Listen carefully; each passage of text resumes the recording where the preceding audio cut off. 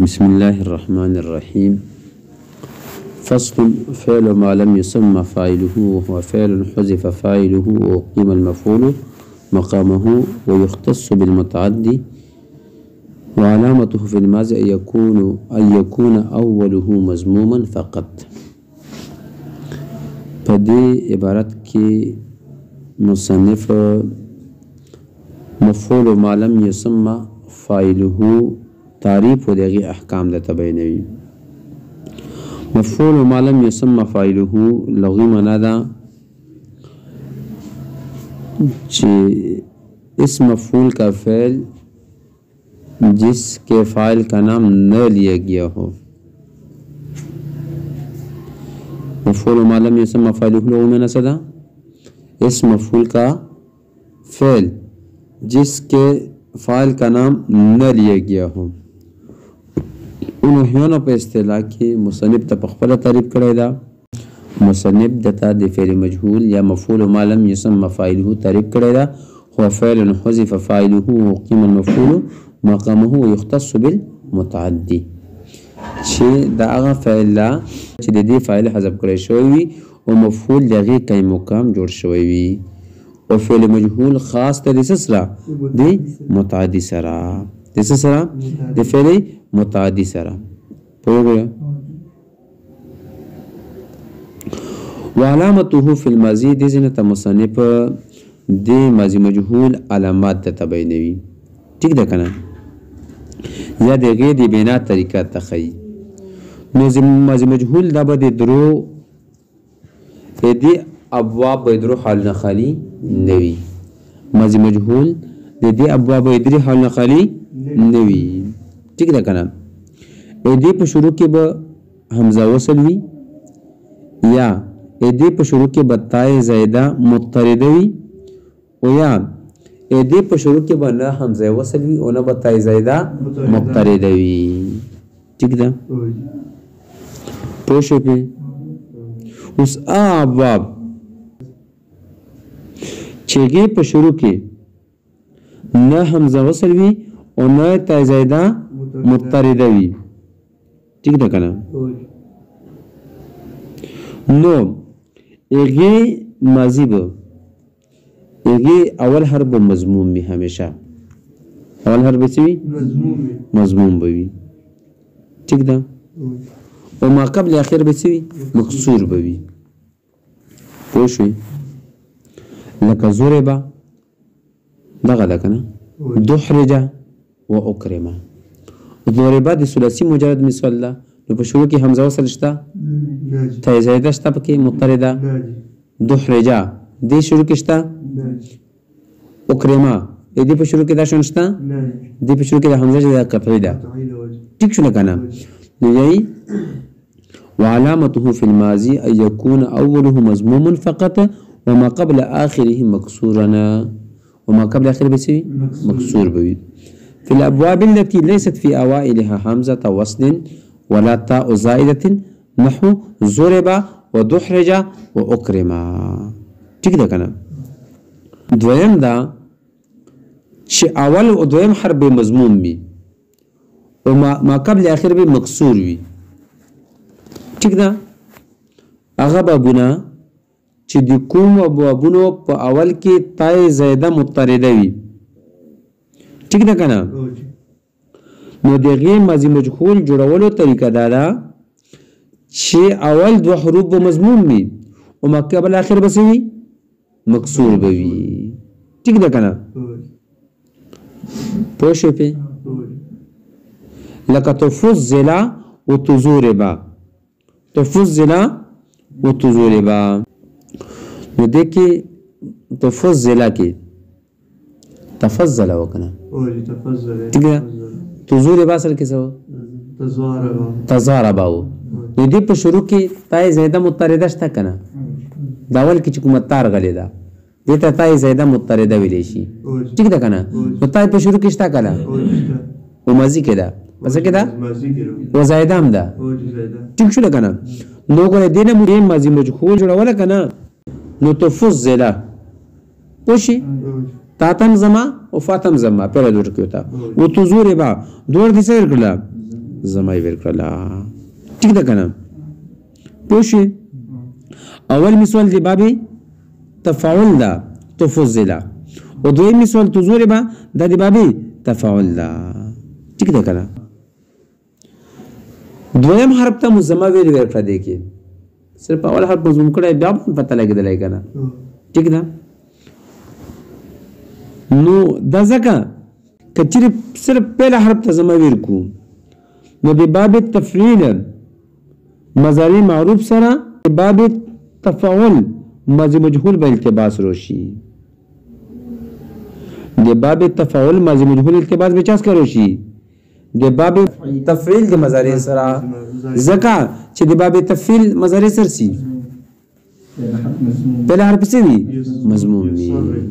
یصرفو و تفضلو بوای ټیک ده که نه پوه شوې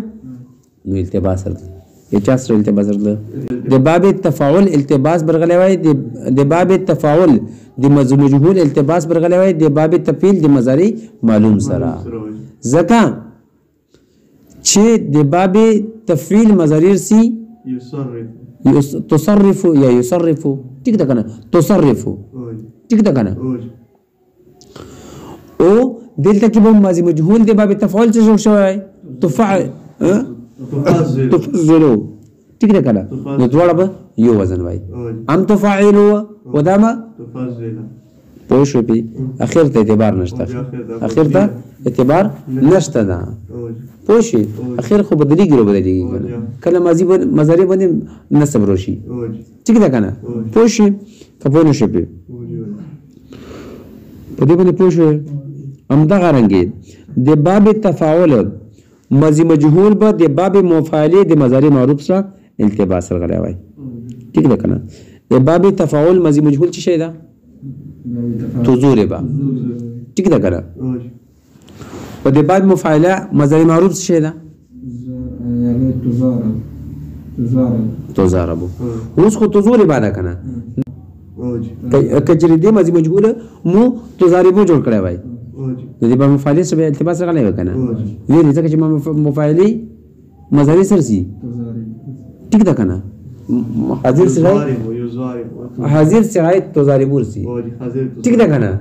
پوه شو په خبره باندې نو هغې سره څه راغلی وای التباس راغلی وای او دغه رنګې د باب تفاعل التباس برغلی وای د باب فعلالې سره ځکه چې تفاعل ماضي مجهول څه شی ده تدحرج ده ټیک ده که نه پوه شوې که چېرې مو تدحرجو کړی وای که مو تدحرجو کړی وای نو دې به د فعلله د باب سره مشابهت غلی د مضارع معروف سره ځکه چې هغې مضارع معروف هم په څه وزن باندې رسي په همدغه وزن باندې رسي پوه شوې په خبره باندې وان یکون اوله وثالثه مضموما ما قبلها که چېرې مزید د هغې ابوابونه وي چې هغې په شروع کې حمزې وصل وي نو ماضي مجهول جوړه علامت به دا وي په یا ماضي مجهول جوړولو طریقه به دا وي چې اول او دریم حرف ته به ضمه ورکړي او ما قبل اخر ته به څه ورکړي کسره به ورکړي لکه استخرجه و اقتدره ټیک ده که نه نو استخرجه کې حمزه وصلي شته که نه په شروع کې اقتدره کې شته ده نو ګوره اول او دریم حرف ته مو څه ورکړې ده ضمه مو ورکړې ده پوه شوې که پوه نه شوې و حمزه دا به تابع د مضموم وي ان لم تدرج که چېرې ونه غورځولی شي که چېرې ونه غورځولی شي د دې عبارت نه مصنف دا خبره کوي چې ماضي مجهول کې حمزه وصلي دا به د حرف مضموم تابع وي ټیک ده که نه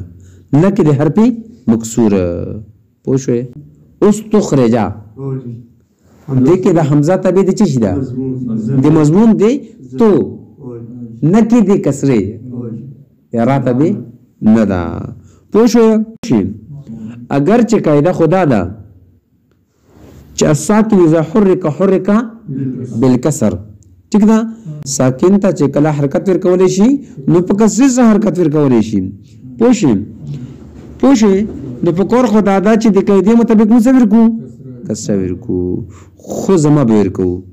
پوه شوې څه ورکړو ویلې ځکه چې کچې کسره ورکو نو د کسرې نه به ضمیر طرف ته خروج راشي و دا ثقیل ده دا څه ده ثقیل ده و د اعراب په نسبت باندې څه ده مکروه ده بیا به استخرج وای ټیک ده کنه پوه شوې و اخ تو د اعراب وای پوه شوې نو کسرې نه به څه ته لاړ وای کسرې نه به ضمیر طرف ته انتقال ورغلی وای و کسرې نه ضمیر طرف ته انتقال د اعراب په نسبت څه ده مضموم ده مکروه ده پوه شوې پې که پوه نه شوې اوس په دې صورت کې ولې دریم حرف ته ضمه ورکوو که دریم حرف ته مو ضمه ورنکو ټیک ده که نه نو چې کله د استخرجا په درمیان د کلام کې راشي او حمزه وغورځېږي ټیک ده که نه حمزه وغورځېږي نو دې به د امر سره التباس راتلی بیا څه سره دغه باب د امر سره څه راتلی التباس راتلی ځکه امر استخرج ده ټیک ده که نه پوه شوې نو چې کله په منځ د کلام کې راغلی وي نو پته به نه لګېدلی چې دا د ماضي مجهول صیغه ده او که د امر صیغه ده ځکه چې امر په صورت کې استخرج ده او د ماضي مجهول په منځ کې به هم دریم ټکي ته هم زمانه وایي ور کړې که نه دا به هم څه وایي استخرج به وایي اوس تخرج نو چې حمزه غورځېدلی وایي نو واستخرج برغلی وایي او امر هم څه شی ده واستخرج چې منځ کې راشي پوه شوې خبره باندې نو التباس برغلی وایي والحمزه تدبر مضموم ان لم تدرج وفعل المضارع ان يكون حرف المضارع مضموم په دې عبارت کې مصنف د فعل مضارع د جوړولو طریقه ته ښیي علامات د مضارع ته ښیي مصنف چې مضارع نه د ماضي مجهول جوړولو طریقه دا ده چې کومو بابونو کې حرف مضارع مفتوح ده ټیک ده که نه هغې ته به ضمه ورکړي او ما قبل اخر ته به څه ورکړي کسره به ورکړي لکه یضرب یستخرج ټیک ده که نه خو هغه پوه شوې دا حکم د هغه بابونو د دپاره ده چې کوم د باب مفعله افعال تفعیل فعلله او د فعللې د ملحقاتو نه علاوه دي یا هغو بابونو دپاره دا حکم ده ټیک ده که نه پوه شوې نو اوس مصنف ملحقات ثمانیه ویلي دي خو محشر کې د ملحقات ثمانیه په ځای ملحقاتها السبع پکور ثمانیه نو پکور ویلې ځکه چې د فعلله ملحقات اووه دي څومره دي اووه دي جلببه قلنسه جوربه سروله حیعله شریفه او قلسه پوه شوې څومره شو اووه شو په دغه 11 بابونو کې به علامت سوی ځکه چې علامت په دې کې فتح ما قبل الاخر ده صرف ویلې ځکه چې دې کې حرف مضارع د اول نه څه ده مضموم ده ټیک ده که نه پوه شوې نحو یحاسب ویدحرج وفي الاجوب ماضي قیل وبیع دا خو د صحیح طریقه وه اوس اجوب کې به څه طریقه وي اجوب که واوي او که یایي وي هغې د ماضي مجهول علامت یا د ماضي مجهول او د مضارع مجهول ټیک ده که نه علامت یا د هغې د جوړولو طریقه ته مصنف بیانوي نو په دې کې لغات شته دي پوه شئ څه لغات پکې فصیح دي او څه افصح دي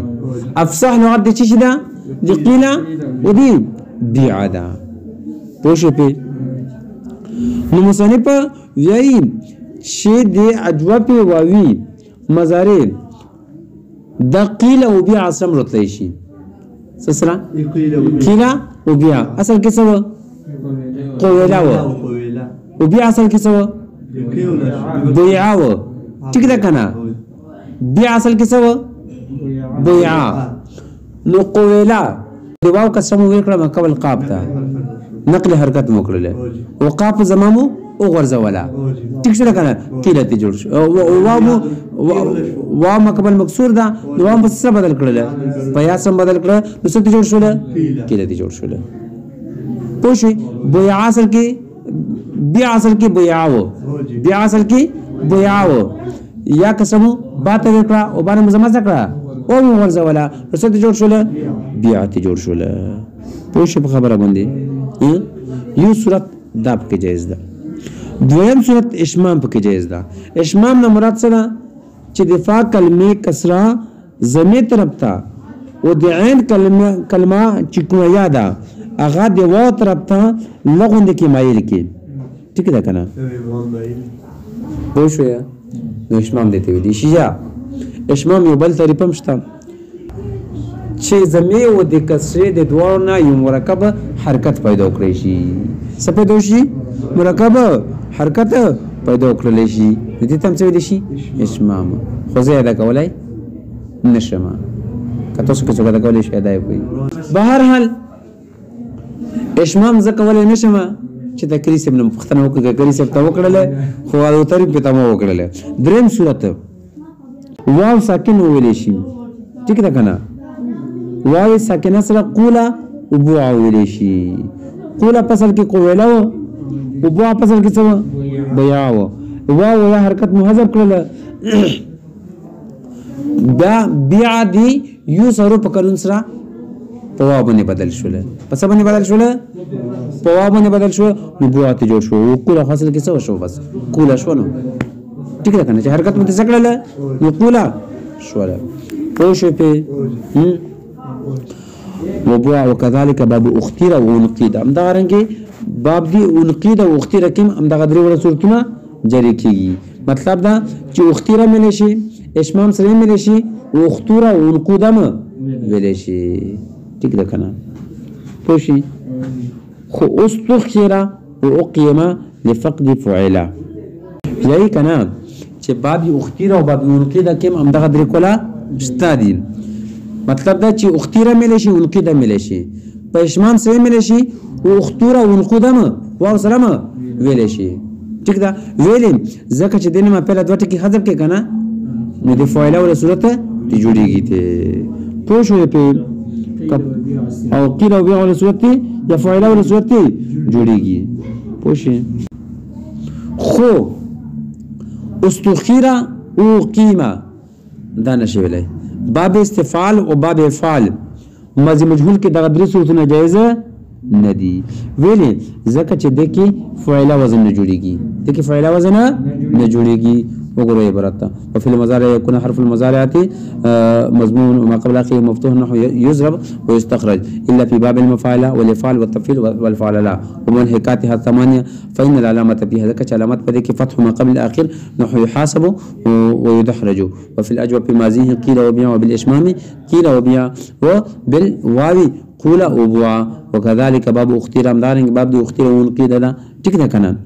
دون استخير وقيمه نه کې استخير او قيمه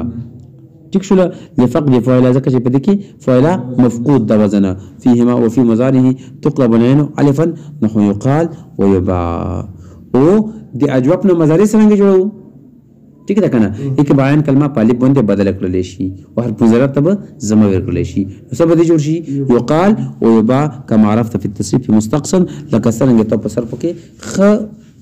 پورا په خې طریقې باندې ویلي دي بس نه